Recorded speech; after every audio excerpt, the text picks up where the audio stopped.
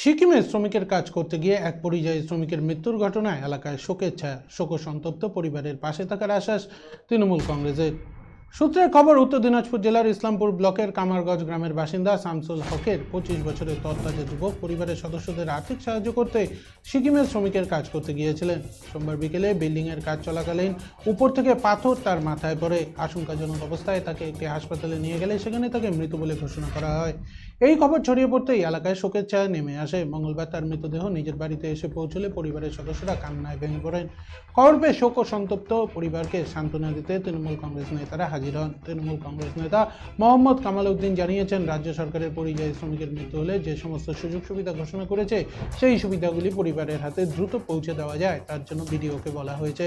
তৃণমূল কংগ্রেস শোক ও সন্তপ্ত পরিবারের পাশে থাকার আশ্বাস দিয়েছেন।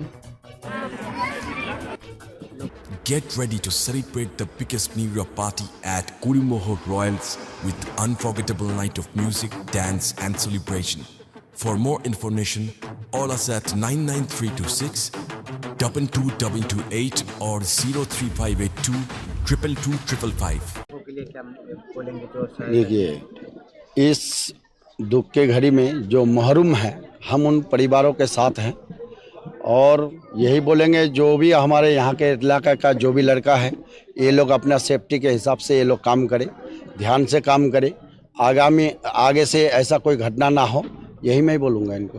आपको प्रशासन से भी आप लोगों से कोई দেখেন, আজকে মহামান্তে একটা দুঃখর বিষয়, সবাইকে সমবেদনা।